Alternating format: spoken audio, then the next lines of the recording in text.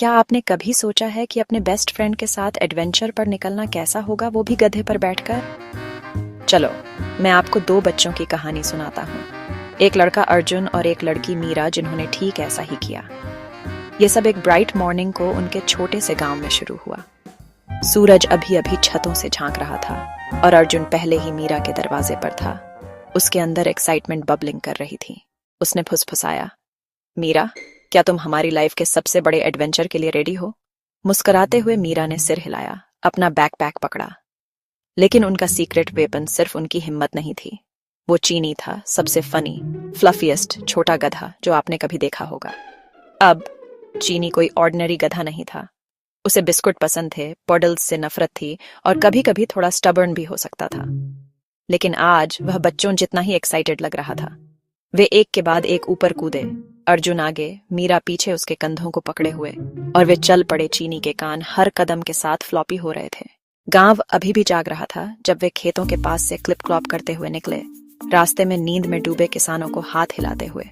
उनका गोल, जंगल के किनारे पर मिस्टीरियस मैंगो ग्रोव, जहां लेजेंड के अनुसार एक पतंग एक बार सबसे ऊंचे पेड़ में फंस गई थी और कभी नीचे नहीं आई। वे उस पतंग को ढूंढना चाहते थे और शायद खुद भी पेड़ पर चढ़ना चाहते थे। रास्ता आसान नहीं था। उन्हें पुराने लकड़ी के पुल को पार करना पड़ा जो चीनी के खुरों के नीचे क्रीक कर रहा था। मीरा स्क्वील कर उठी, लेकिन अर्जुन बस हंसा, उसे कसकर पकड़े रहने को कहा।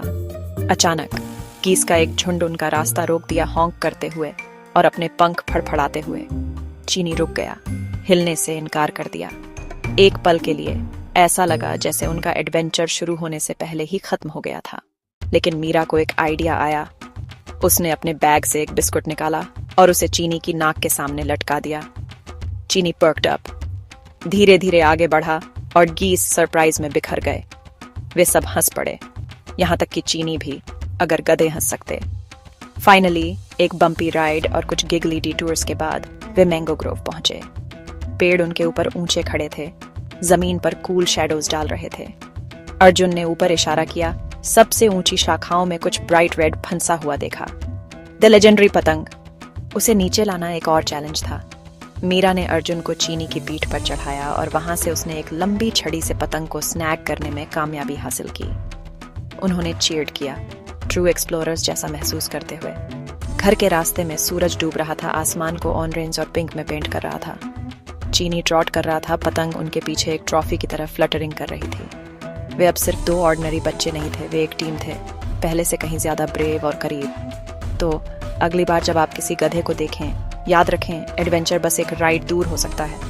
और कभी कभी सबसे अच्छी कहानियां सबसे सिंपल जर्नी से आती हैं, एक दोस्त के साथ, थोड़ी हिम्मत और शायद एक या दो बिस्कुट के साथ।